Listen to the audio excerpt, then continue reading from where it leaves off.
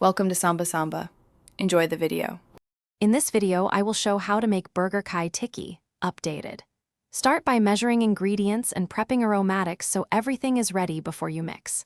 Combine beef with chopped onion, green chili, and coriander, then add spices and 1 egg. Mix gently to avoid tough tikkis, form even patties, and chill them briefly so they hold shape when cooking. When shaping burger kai tikki, handle the meat lightly and press just enough to form even discs.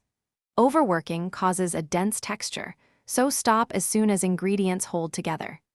Chill the shaped patties for about 15 minutes to firm them up, which helps them sear nicely and retain juices when you cook them on medium heat for a golden crust.